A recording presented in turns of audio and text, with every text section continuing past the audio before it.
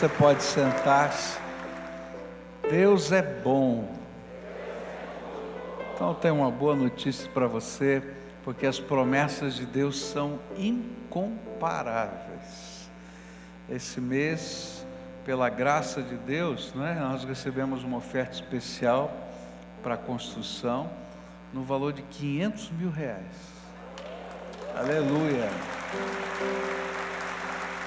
Então, no mês de outubro, as contas estão pagas, louvado seja Deus, Então, basta para cada dia o seu mal. Agora falta novembro, dezembro, mas a gente chega lá. Deus é bom, Deus é muito bom. A gente fica feliz e louva o nome do Senhor, e louva também pela sensibilidade, pela disponibilidade, pela prosperidade, porque não é qualquer um que pode fazer isso, E a gente louva a Deus porque são os movimentos do Espírito de Deus. Queria dizer para você que tem lá na livraria esse pão diário especial aqui do centenário. Onde é que está meu ajudante aqui? Sumiu, foi embora, Tenta pegar daí, vamos ver se sai daí. Acho que não sai não, Saiu, apareceu aqui. Aqui, melhor assim? Esse aqui é o pão, tá bonito esse pão diário, fala a verdade, Quer ver? Olha que coisa linda, Esse aqui é o pão diário especial do centenário, está saindo aí. Toda a renda da venda desse pão diário é para a nossa construção. Você pode adquirir lá na livraria da nossa igreja. E fizeram uma surpresa para mim que eu descobri. Então agora eu, como conto tudo quanto é surpresa mesmo, vou contar para você. Vão fazer uma festa de aniversário para mim no dia 10 de novembro. Você vê que legal? Então você é convidado para a minha festa de aniversário, Eu descobri, tá vendo agora? Eu conto para todo mundo, Dia 10 de novembro tem uma festa de aniversário, vai ser um jantar por adesão lá no... Onde vai ser? Você já sabia, no Madaloso, E você pode participar conosco, que ali a editora De Santos vai estar lançando um novo livro nosso sobre o perdão, E a gente vai estar falando sobre o Salmo 32 e o Salmo 51. E você pode estar conosco nesse evento. Eu vou ficar muito feliz de ver você, a gente poder participar junto dessa celebração. E a Deus seja a honra, a glória e o louvor, porque é tão gostoso a gente poder se sentir parte da família de Deus, da família dos irmãos, e a gente está vivendo juntos aqui. Eu queria que você abrisse a sua Bíblia em 1 Reis, capítulo 13. Eu esqueci uma coisa. Calma, já vou entrar. Eu esqueci, quarta-feira tem encontro doutrinário, a gente vai falar sobre paternidade responsável. Nesse tempo, em que pai, a palavra pai hoje, está sendo substituída por cuidador afetivo ou outra coisa qualquer, como é importante a gente resgatar esse sentido bíblico da paternidade. 1 Reis, capítulo 13, versículos de 1 a 10, a palavra do Senhor diz assim, 1 Reis 13, versículos de 1 a 10. Por ordem do Senhor Deus, um profeta de Judá foi a Betel e chegou ali quando Jeroboão estava diante do altar para oferecer o sacrifício. E seguindo a ordem do Senhor, o profeta falou assim contra o altar: ó altar, ó altar, o que o Senhor Deus diz é isto: vai nascer um descendente de Davi, que se chamará Josias, e em cima de você, ó altar, ele matará os sacerdotes que servem nos altares pagãos e que oferecem sacrifícios em cima de você. Ele também queimará ossos de gente sobre você.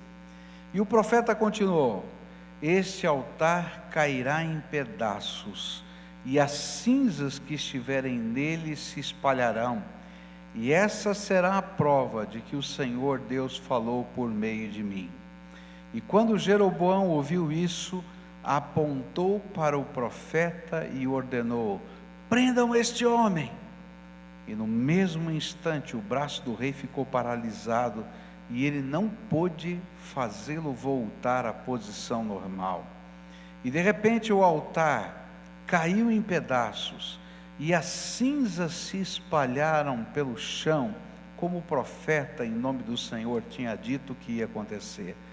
E então o rei disse ao profeta: por favor, acalme o Senhor seu Deus, e ore por mim para que ele cure o meu braço.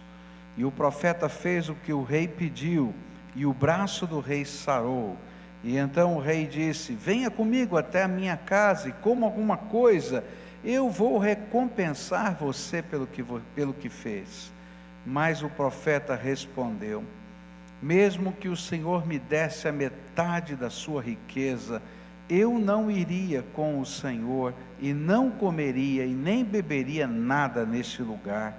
O Senhor Deus mandou que eu não comesse, nem bebesse nada, e que não voltasse para casa pelo mesmo caminho por onde vim. E assim ele não voltou pelo mesmo caminho por onde tinha ido, mas voltou por outra estrada.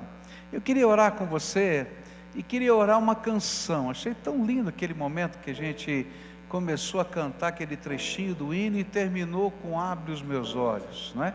Você concorda que a gente cante esse refrão como a nossa oração? Senhor, abre os meus olhos, o Senhor está aqui conosco, né? Sê a minha luz, sê o meu guia, e que a gente possa aprender a palavra do Senhor através da ministração do seu Espírito.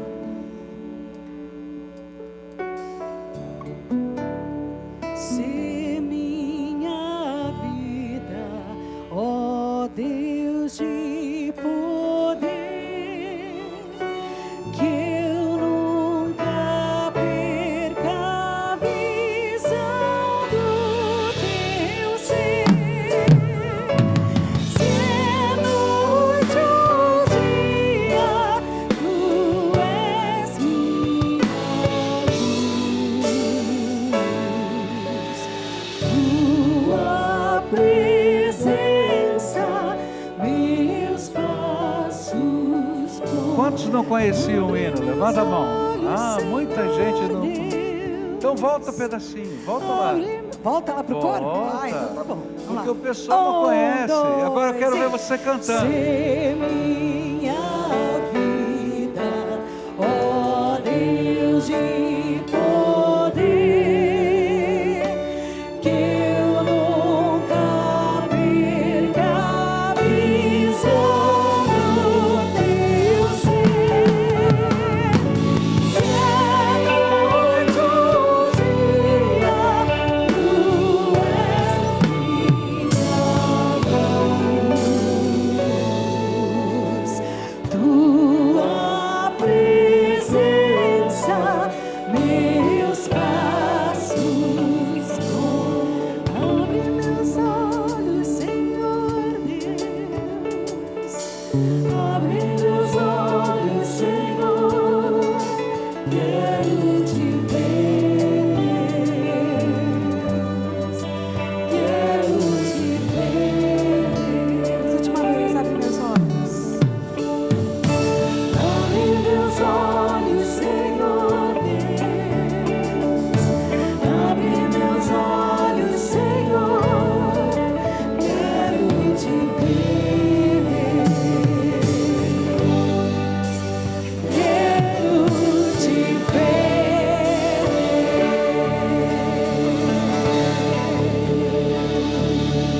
Aleluia. Pai querido, nós queremos fazer desses refrões a nossa oração. Ser o Senhor guia, a luz, a direção para a nossa vida. E abre os nossos olhos para que a gente possa perceber a Tua vontade e o Teu falar conosco. E se em algum sentido o nosso coração estiver duro, ó Senhor, quebranta-nos. Nós te damos toda a liberdade do Senhor quebrar o meu coração, o coração do meu irmão, onde estivermos endurecendo a nossa alma, porque desejamos a Tua presença, a Tua direção, a Tua luz entre nós. É aquilo que oramos em nome de Jesus. Amém e amém. Deus havia escolhido Jeroboão para ser o rei das 10 tribos de Israel. Isso você vai encontrar em 1 Reis, capítulo 11, e a história dessa escolha. E os motivos dessa escolha foram os pecados do rei Salomão. É interessante como, às vezes, pessoas começam bem a sua jornada de fé, mas não terminam bem a jornada de fé. Salomão começou muito bem, quando Deus lhe perguntou: vou te dar o que você me pedir. E ele pediu que o Senhor me dê sabedoria. E quando a gente começa a estudar a história de Salomão, vai descobrir que a bênção que Deus lhe deu acabou virando a perdição da sua vida. Porque ele recebeu a sabedoria, mas não usou a sabedoria para o bem, usou a sabedoria para construir o seu próprio poder. E aí então ele se afasta dos caminhos do Senhor. E por amor a Davi, a dinastia não termina, mas as 10 tribos de Israel se afastam de Salomão, ficando apenas Judá e Benjamim, como as 2 tribos, Judá, Simeão e Benjamim, ficariam como as tribos ali que estavam debaixo da orientação de Salomão, e as demais tribos de Israel se afastaram do reino, formando o reino do norte. E é nesse contexto de Jeroboão como rei, é que essa história acontece. É interessante que Jeroboão também começou bem, mas logo depois se perdeu. Jeroboão foi escolhido por Deus para ser aquele que governaria as 10 tribos de Israel. Mas ele não aproveitou a grande oportunidade que Deus estava dando a ele, de conduzir o povo. E logo de cara ele se desviou para a idolatria. E é interessante porque ele fez isso tentando copiar Salomão, aquele que Deus havia destituído. E a questão era muito simples: como ele podia ter identidade nacional e como ele podia ter unidade do povo, do ponto de vista político e estrutural, se o povo continuasse peregrinando a Jerusalém, se os sacerdotes viessem da família de Arão, e se as sinagogas e as crianças continuassem sendo ensinadas nas aldeias, não é? Através dos levitas, que eram os professores. E aí, nesse contexto, ele teve uma ideia: bom, vamos fazer o seguinte, já que tem um templo só em Israel, na cidade de Jerusalém, e é longe, eu vou fazer 2. Vou colocar um lá no extremo norte do país, em Dan, e vou colocar outro no extremo sul do país, quase na fronteira, num lugar muito conhecido da história de Israel, chamado Betel, né? Casa de Deus. E então ele coloca esses 2 templos. E o que está acontecendo nessa história é a inauguração do templo de Betel. E nessa estrutura, Jeroboão teve uma outra ideia: bom, eu tenho que usar a religião como elemento de estrutura e de unidade nacional, então eu preciso escolher quem serão os sacerdotes.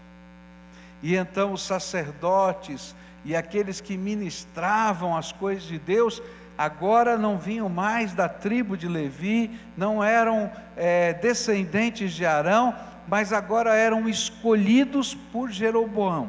E mais, Jeroboão se tornou o sacerdote rei, o sumo sacerdote, e na inauguração desse templo de Betel, é ele que está ministrando, é ele que vai agora oferecer o incenso e oferecer os sacrifícios.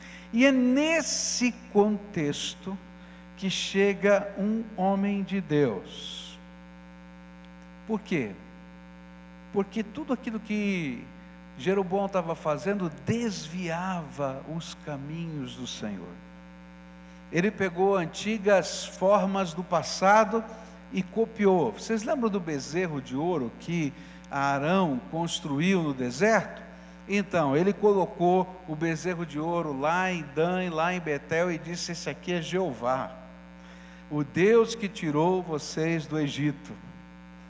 E ali em cima desse bezerro de ouro, que era um ícone, uma imagem, uma lembrança, você pode usar o nome que você quiser, mas a Bíblia chama de ídolo, tá? Ele começa então o culto, que seria um culto idólatra no Reino do Norte. Chega o homem de Deus. É interessante que o homem de Deus não tem nome, ninguém sabe o nome desse profeta. Ele aparece como homem de Deus. Interessante também que não se usa o nome profeta para ele, só se usa o nome homem de Deus.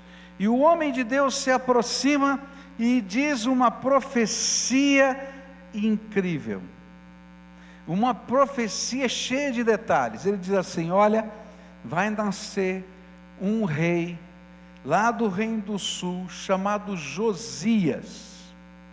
Dá o nome do homem. E esse rei vai vir aqui um dia e vai acabar com toda forma de idolatria que você está criando. É isso que vai acontecer, essa é a história. E dá detalhes de tudo isso. Isso viria a acontecer há mais de 200 anos depois.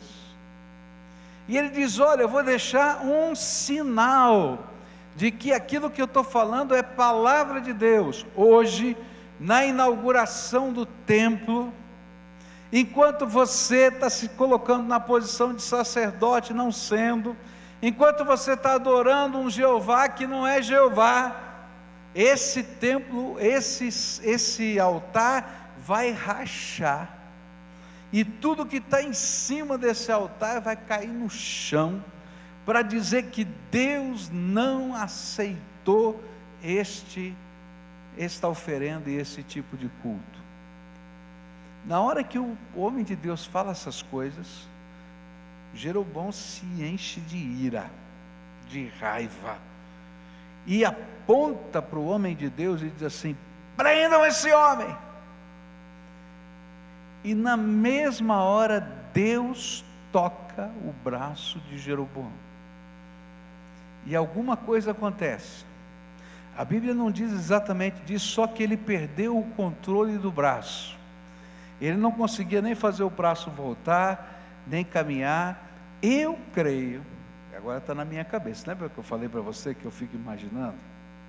Tá? Então eu creio que ele apontou, e no que ele apontou e prendo esse homem, o braço parou e ele começou a tremer, e ele não conseguia mexer no braço, o braço estava ficando bobo, sabe quando perde todo o controle, e ele olha e diz: o que está acontecendo comigo?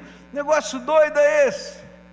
E ele entende que é o dedo de Deus que está sobre ele, e ele grita: homem de Deus, ora por mim. É incrível, ora por mim. E ele diz uma coisa esquisita: acalma, como se a ira de Deus pudesse ser acalmada, o seu Deus. Não era mais o Deus dele. Toda vez que a idolatria entra na nossa vida, a gente perde a conexão com Deus. E aí a misericórdia de Deus é revelada, o homem de Deus pede a misericórdia de Deus, e a mão do homem volta ao normal. E aí então ele diz assim: homem, eu preciso conversar contigo, vem à minha casa, eu quero te dar um presente. E o homem de Deus diz assim: de jeito nenhum, não vou à sua casa, nem quero o seu presente, porque Deus me mandou não ter parte com você. Quando eu olho para essa história, eu tenho que perceber o que significa ter um coração endurecido. Jeroboão, um homem escolhido por Deus, mas que se perde e que endurece o coração. Salomão, um homem escolhido por Deus, mas que se perde e endurece o coração. Quais seriam as características ou as reações de um homem que endurece o seu coração? A primeira delas eu vou encontrar no versículo 4, onde diz assim: quando Jeroboão ouviu isso, apontou para o profeta e ordenou: prendam este homem. Uma das características do coração duro é que o coração endurecido rejeita a mensagem de Deus. E como consequência dessa rejeição da mensagem de Deus, odeia o mensageiro. Quando alguém vai lá e fala para uma pessoa de coração endurecido o seu pecado e o seu erro, ao invés disso tocar o seu coração e mover o seu coração no sentido de haver conserto, sobe uma raiva imensa. Alguns anos atrás eu estava conversando com uma senhora, e essa senhora vivia uma situação complicada em casa. O marido bebia demais, era um viciado em álcool, e muitas vezes ele não comia nada, o seu alimento era a bebida, ele consumia álcool. E muitas vezes aquela esposa chegava e dizia: marido, você está morrendo, marido, você está se acabando, não é?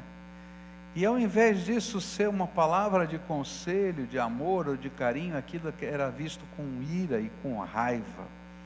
E eu me lembro de uma vez que aquela senhora veio chorando para mim e disse assim: pastor, eu não entendo, o meu marido disse para mim uma coisa que me feriu profundamente. Que foi? Ele disse que não aguenta viver comigo porque eu sou certinha demais. É como se a culpa de todas as desgraças e dos erros fosse dela, porque era correta, ele que estava errado, mas na verdade a culpa era do outro. E toda vez que a gente endurece o coração, o culpado é o outro. A gente diz: olha, é verdade, está acontecendo isso comigo, mas foi meu pai, foi meu avô, foi meu tio, é você, é o outro, está acontecendo isso, eu tenho desculpa para tudo, mas eu não quero olhar para dentro do meu coração que está duro. Cuidado, porque quando você está com o coração endurecido, você vai odiar aqueles que se tornam mensageiros de Deus. Eu posso imaginar Jeroboão pensando: quem você pensa que é para dizer essas coisas ao rei? Afinal de contas, eu sou o rei aqui. Quem você pensa que é para desafiar a minha religião? Quem você pensa que é para atrapalhar a festa dos nossos fiéis? Mas naquele momento, naquele instante, Deus, o Todo-Poderoso, perguntou ao rei: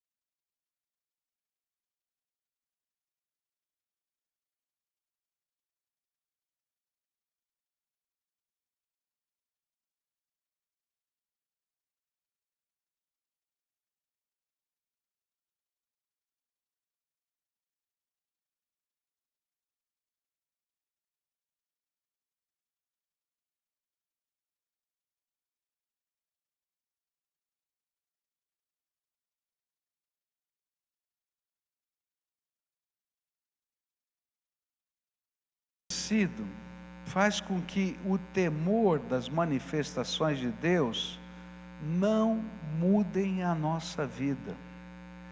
Porque arrependimento é dar meia volta, é mudança de rumo, é abandonar o nosso jeito para aceitar o rumo que Deus preparou para nós.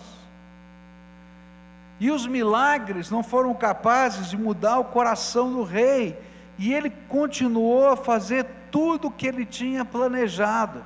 O versículo 33 e o versículo 34 desse capítulo vão dizer o seguinte: ainda assim, apesar dos 3 milagres, o rei Jeroboão não se arrependeu dos seus maus caminhos, mas continuou a escolher para sacerdotes homem de todo tipo, a fim de servirem nos altares dos morros.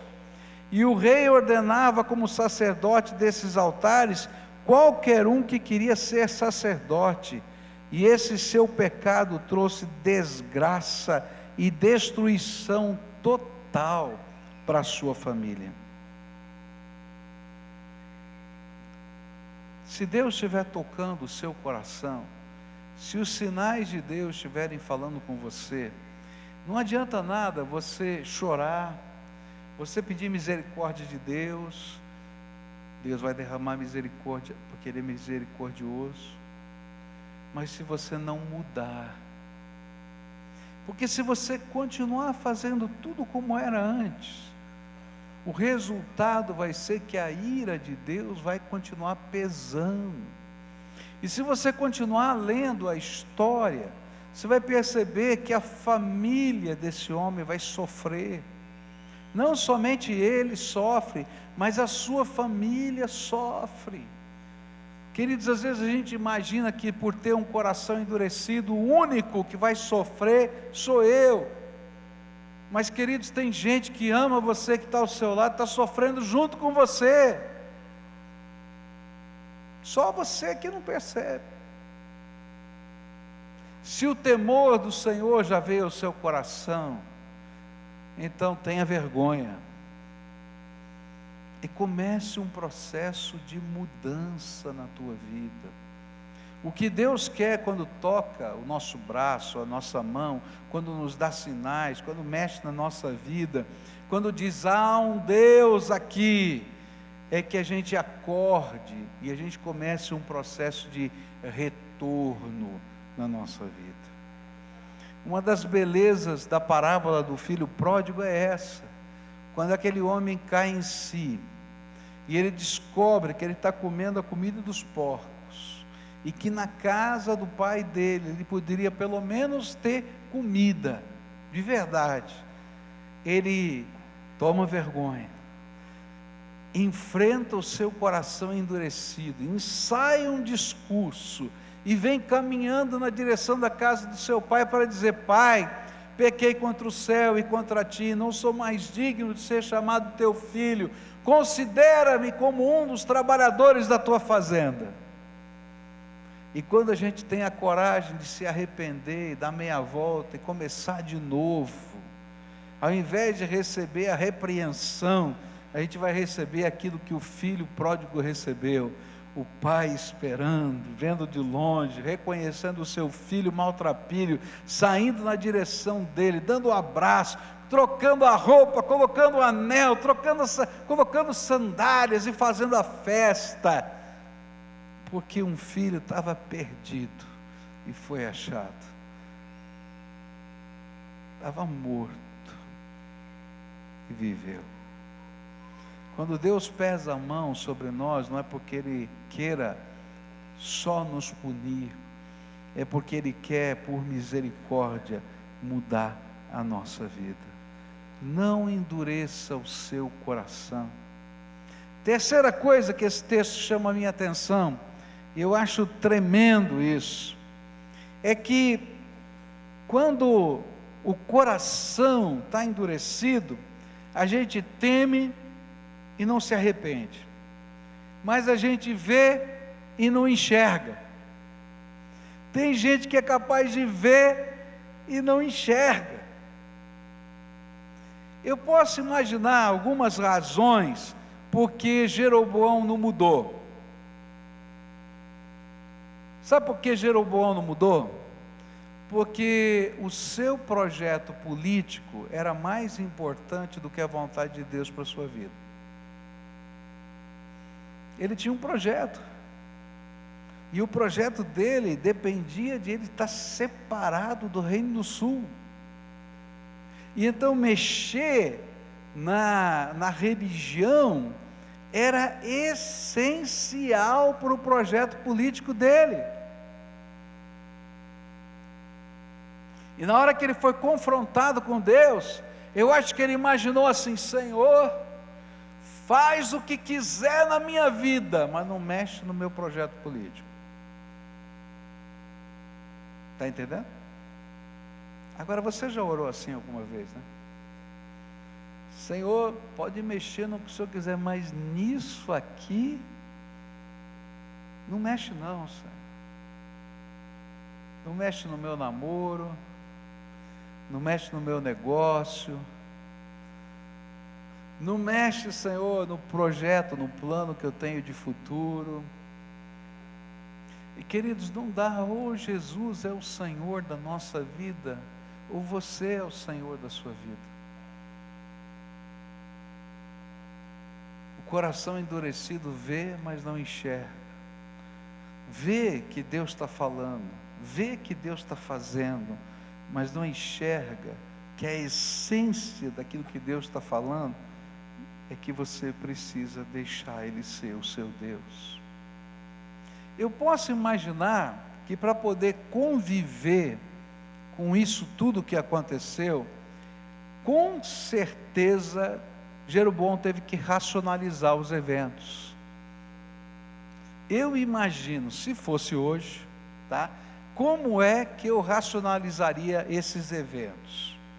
Primeiro, é verdade, o altar ruiu, mas é porque ele foi mal construído. Chama aqui o construtor do altar. Não fez direito. A hora que estava todo fogo, tá? Ela não aguentou a dilatação por causa do calor, rachou e caiu. Foi a coisa mais natural do mundo. Não teve dedo de Deus.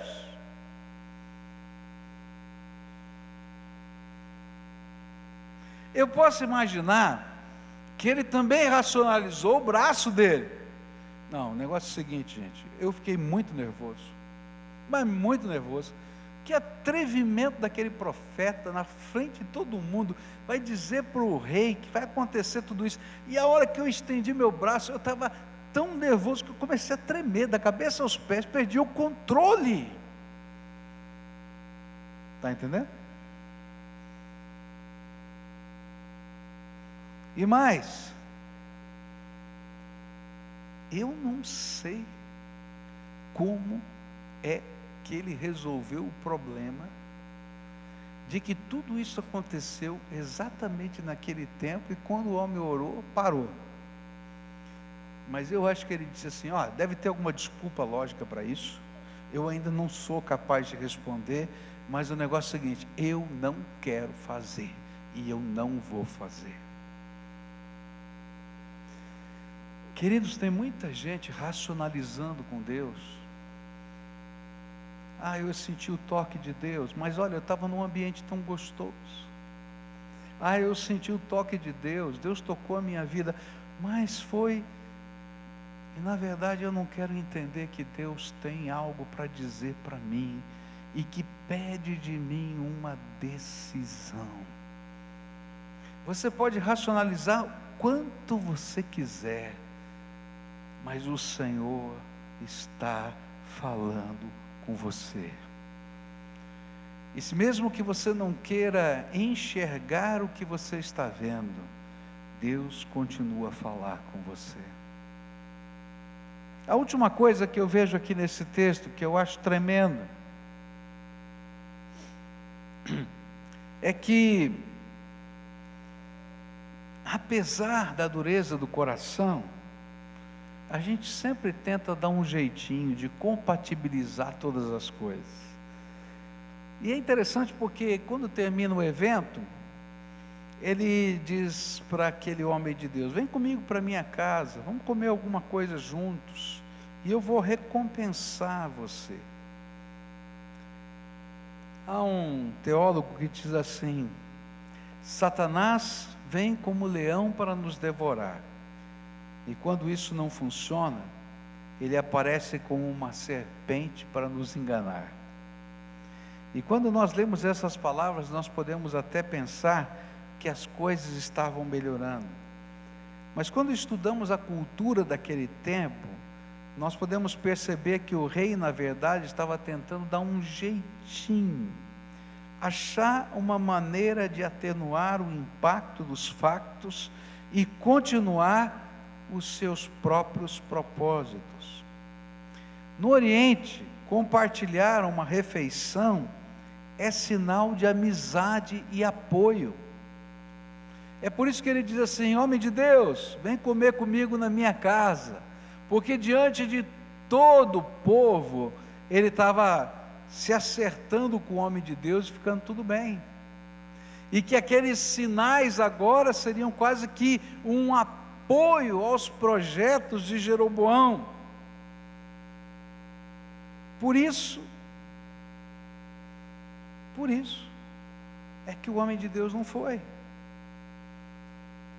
porque certamente o projeto, ou melhor, o homem de Deus não desejava ser amigo de um homem tão perverso, nem dar a impressão de que apoiava suas obras pecaminosas, porque um servo de Deus que se mostra condescendente com o erro, turva as águas e confunde aqueles que são tementes ao Senhor.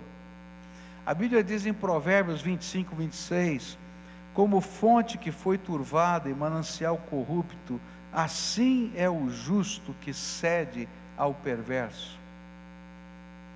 Recentemente a gente recebeu um ofício aqui na igreja, e esse ofício é um convite, do qual a gente tem participado nos últimos anos, para celebrar o casamento coletivo aqui em Curitiba. E vários anos já a nossa igreja tem mandado um dos seus ministros para ministrar o casamento coletivo. Só que nesse ano, vocês devem ter ouvido, não é? Que o casamento coletivo vai ser também de pessoas, de relacionamentos homoafetivos. Agora, esse povo sabe qual é a nossa posição, não é? 6 milhões de pessoas viram a gente falando da nossa posição ao público aí, no YouTube, né? E manda ofício. E eu desejo, não, nós queremos conversar. Eu posso conversar, não tenho nenhum problema. Mas, queridos, se a gente se mistura nesses processos, a gente está dizendo uma coisa que a gente não disse. E depois? Você está entendendo? A sutileza. Querido, Satanás é sutil. Ele tenta a gente de muitas maneiras. Se ele não consegue devorar, ele vai tentar seduzir.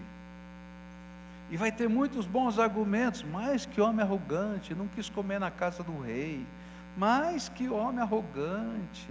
Olha, o rei queria conversar com ele, tadinho do rei. Mas a Bíblia estava dizendo, e o Senhor disse para ele: não vai nessa casa, não bebe, não come, e ainda mais, volta por outro caminho, porque eu não tenho parte com estas coisas.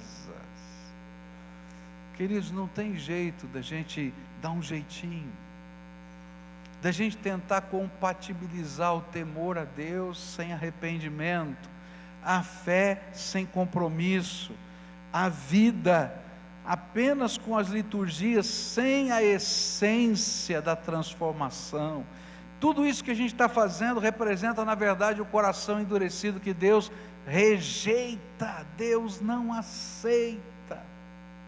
E esse tipo de culto, por mais bem elaborado que seja, por mais piedoso que pareça, Deus está dizendo: eu não tenho parte com ele.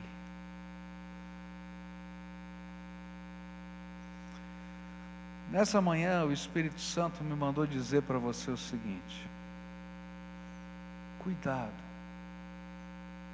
porque às vezes a gente começa muito bem a nossa jornada,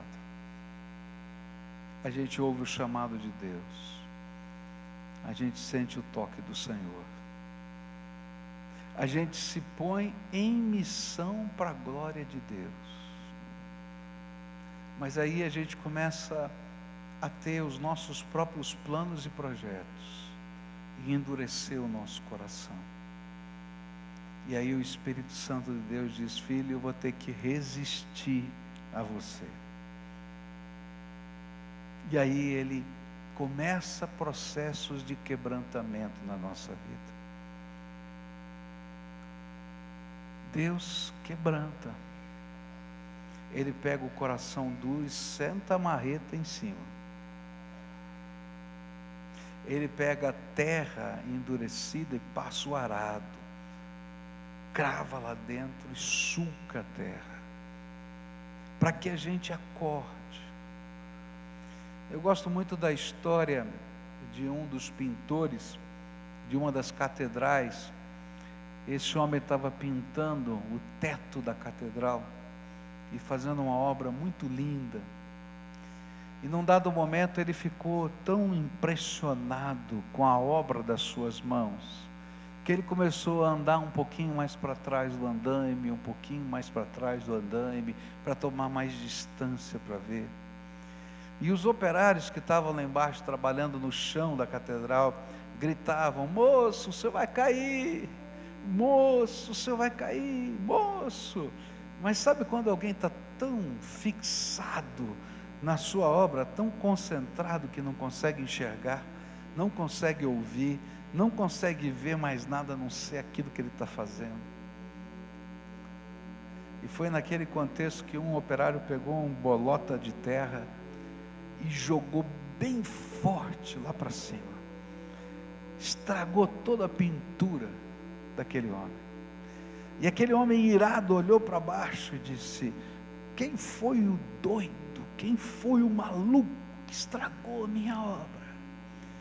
E aí os operários gritavam: moço, foi a única maneira de impedir que você caísse e morresse. Às vezes a gente não entende por que Deus vem com o martelo dele para bater no coração duro. Porque talvez seja a única maneira de você entender que você está caindo, você está se quebrando, que você está morrendo. E então Deus diz assim: vou pegar a obra das tuas mãos e vou dar uma amassada. E você diz: Senhor, por quê? Filho, olha para mim, escuta a minha voz, deixa eu tocar a tua vida, deixa eu mexer em você. Essa manhã eu vim dizer para você: se Deus estiver amassando a obra das tuas mãos, para olhar para cima e ver o que Deus tem para dizer. Se parece que você está tão obstinado pelos seus próprios planos, que você não é capaz de ouvir as vozes dos profetas de Deus que passam por você, que não tem nome de profeta. Eu acho tremendo isso. Não tem nome de profeta, nem chamado de profeta. É somente um homem temente a Deus, que passa pela tua vida e diz: olha, será que esse é o melhor caminho para você? Presta atenção no que está acontecendo. Olha na tua volta. Não é bênção. Escuta. Escuta. Porque você sofre. Sua família sofre. E as pessoas que estão ao seu lado, que são importantes para você, continuam a sofrer. Simplesmente porque o seu coração está duro. Nessa manhã eu queria orar com você. E vou convidar você para vir aqui à frente para a gente orar juntos, como a gente sempre faz. Se o teu coração está duro, e hoje o Espírito Santo de Deus falou com você, e você sabe que Ele não falou com o vizinho, Ele falou com você, e você sabe que o Espírito aplicou a coisas que estão acontecendo na tua vida que eu não sei. Então eu vou convidar você a deixar o seu lugar, vir aqui à frente, em rendição incondicional, para a gente orar junto. Então vai deixando o teu lugar, em nome de Jesus, e pode vir. Vai deixando o teu lugar, se o Espírito Santo falou com você. A primeira grande tentação que a gente sofre é dizer, eu vou fazer do meu jeito. Mas o que Deus está tentando ensinar a você, querido, é que não é do teu jeito, é do jeito dele. Então, amolece o coração, escuta a voz do Espírito na sua alma e deixa Deus fazer o que for preciso. Tem algumas entregas que você precisa fazer que ninguém pode fazer por você, só você pode entregar. Então se entrega e diga, Jesus, estou colocando a minha vida nas tuas mãos. Eu entendi o que o Senhor falou. Eu estou entendendo os teus sinais. Eu estou entendendo. Então, Pai, eu não quero apenas temer, eu quero me arrepender. Dá meia volta, me ajuda, me dá força, me dá a tua sabedoria, me dá a tua graça, Se o Espírito de Deus está falando, vem logo, vem, em nome de Jesus. Se tem uma família que Deus está falando, marido e mulher, quem sabe vocês estão numa rota de colisão tão grande. Hoje Deus os trouxe aqui para dizer, está na hora de haver conserto nessa casa. Vem para cá em nome de Jesus. Hoje é dia que Deus quer fazer um milagre em você. Eu não sei o que Deus está falando, vem. O que é que Ele está falando e aplicando a você? E a gente vai orar ao Senhor aqui, tá? Primeira oração é tua, querido. O que é que o Espírito Santo falou com você hoje? Em que área Deus tocou no teu coração? Então, responde para Ele. Fala, Senhor, eu ouvi a tua voz. O Senhor falou comigo sobre esse assunto. Meu coração está duro nesse assunto. Mas eu quero dar meia volta e começar de outro jeito. Me ajuda, Senhor. Me ajuda. Me perdoa. Me socorre. Manda o teu Espírito Santo para me ajudar. Eu preciso de um professor particular. Só o Senhor pode ser meu professor particular. Para pegar os caquinhos da história da minha vida e reconstruir. Nesta hora, Pai, em nome de Jesus, nós nos unimos a esses que estão aqui. Eles são filhos amados do Senhor. O Senhor os escolheu, o Senhor os chamou, o Senhor tem cuidado deles. Mas nesse momento está havendo um grande conflito dentro da alma deles. E eles estão aqui para dizer, Senhor, perdão, porque eu tenho endurecido o meu coração. E eu não quero mais continuar assim. Então vem com a tua graça, Jesus, vem com a tua graça. Quero te pedir, Senhor, abre as janelas dos céus. Abre as janelas dos céus. E derrama agora do teu Espírito Santo sobre esse teu povo. Mas derrama poderosamente, Senhor. Que haja, Senhor, um fluir da tua graça, do teu perdão, da tua força, da tua sabedoria. E que o Senhor pegue os caquinhos quebrados e transforme numa obra de arte em nome de Jesus. Segura na mão desse teu povo. É aquilo que eu oro em teu nome. Amém e amém. Fica de pé, querido, agora. Todo o povo de Deus de pé. Dá a mão para quem está perto de você, tá?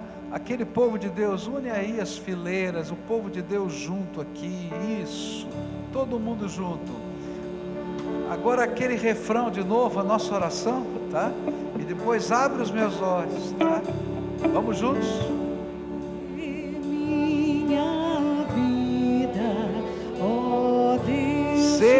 minha vida, Senhor. Que eu nunca perca a visão do teu ser. Se um dia tu és minha luz, tua presença, meus passos. Abre os meus olhos. Abre meus olhos, Senhor Deus. Abre, Senhor. Abre meus olhos, Senhor. Quero te ver. Quero te ver, Deus. Abre meus olhos, Senhor Deus.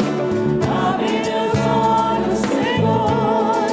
Quero te ver. Quero te ver, Deus. Quero te